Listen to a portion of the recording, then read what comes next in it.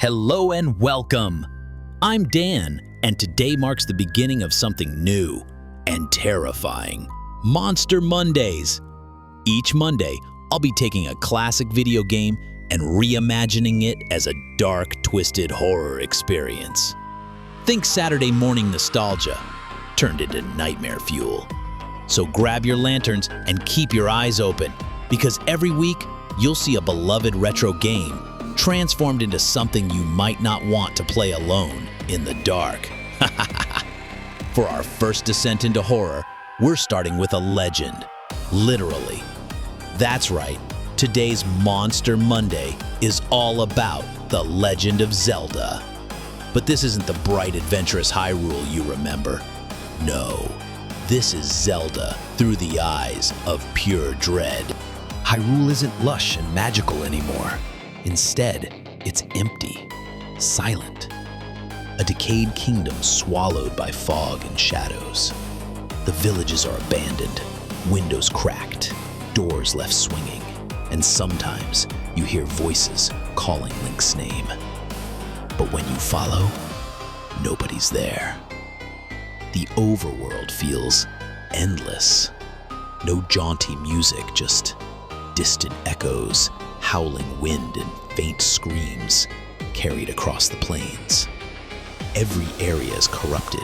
The Kokiri forest, trees are twisted like bones, and the great Deku tree is a hollow husk crawling with things that whisper.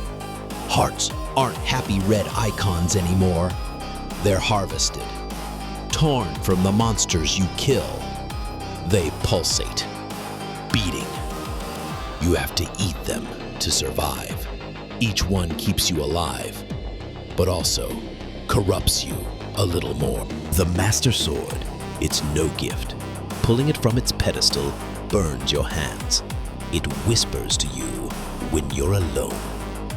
The more you use it, the more it drains you, until you're not sure if you're fighting monsters or becoming one. Moblin, they're not goofy pig soldiers. They're massive, skin-stretched beasts, their tusks dripping blood. They stalk you through the woods, following your scent. Re-deads, worse. They don't just freeze you, they scream until your vision glitches, static crawling across your screen. You can't move until they're right in your face. Wallmasters, imagine creeping through a dungeon in silence.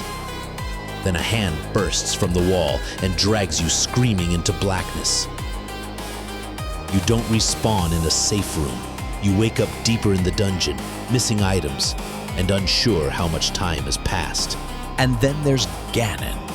But in this version, he isn't a warlord. He's corruption itself, a living infection that spreads across Hyrule.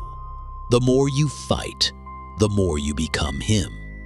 Every heart you consume, every monster you slay, every time you swing the Master Sword, the game reminds you you're turning into what you're trying to stop.